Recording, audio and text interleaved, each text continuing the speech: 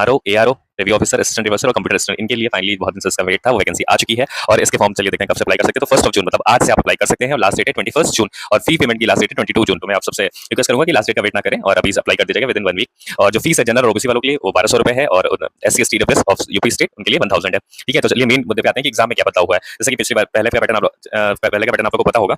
Let's move to the pattern of exam. क्या क्या चाहिए होगा? Educational eligibility criteria for review officer, आपके पास एक बैचलर डिग्री होनी चाहिए और उसके साथ साथ भी चाहिए, उसके साथ जैसे बहुत लोगों को डाउट है कि ट्रिपल सी भी चाहिए, ओ लेवल चाहिए, तो ऐसा नहीं है। अगर आपके पास ओ लेवल है तो भी चलेगा और यहाँ देखिए और लिखा हुआ है ट्रिपल सी है तो भी चलेगा। ओ लेवल होना चाहिए या तो ट्रिपल सी होना चाहिए, नहीं तो किसी भी नेशनल इंस्टीट्यूट से diploma degree in computer science from a recognised institution university established by law in India. तो अगर आपके पास कंप्यूटर डिप्लोमा है तो भी चल जाएगा and knowledge of data entry ये तो ठीक है। अगर आपको टाइपिंग आती है तो आपको आता होगा। वर्ड प्रोसेसिंग मतलब जो स्टेज 2 है उसमें काम आएगा कंप्यूटर ऑप्शन, क्योंकि स्टेज फर्स्ट में क्वालिफाइंग है और मिनिमम टाइपिंग सिर्फ 25 वर्ड टाइपिंग की स्पीड होनी चाहिए, 25 वर्ड पर मिनट, वो भी इंग्लिश में। हिंदी टाइपिंग का यहाँ पे कोई रोल नहीं है, ओनली इन इंग्लिश 25 वर्ड्स पर मिनट।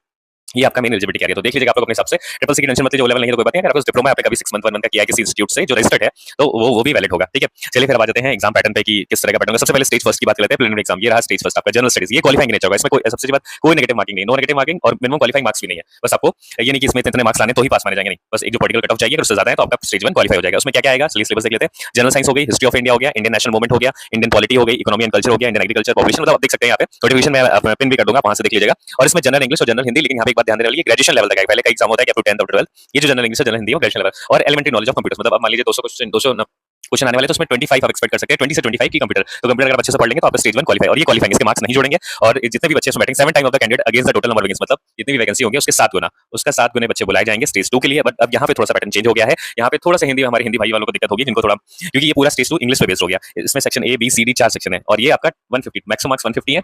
टाइम मिलेगा 2 घंटे 120 मिनट्स और ऊपर वाले में जो स्टेज फर्स्ट था उसमें 3 घंटे मिले थे 200 क्वेश्चन और हर क्वेश्चन 1 मार्क्स का था।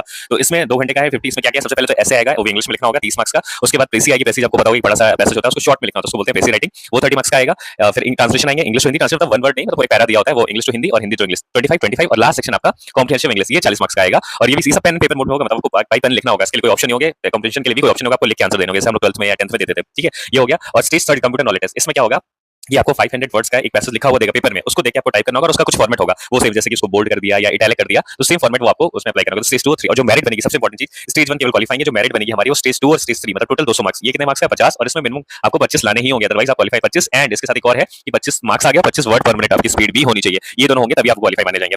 तो स्टेज 2 के मार्क्स मतलब 150 और इसके 50 और इसके 150 टोटल मिला के 200 मार्क्स। तो अगर इतने मार्क्स आप किया इसमें से जितने भी मार्क्स कट ऑफ जाएंगे उससे ऊपर है तो आपका सिलेक्शन हो जाएगा। और आपका आरओ एआरओ और कंप्यूटर इन सब के लिए सिंगल एग्जाम होगा, मतलब ये नहीं कि आरओ का अलग से नहीं, सिंगल एग्जाम होगा।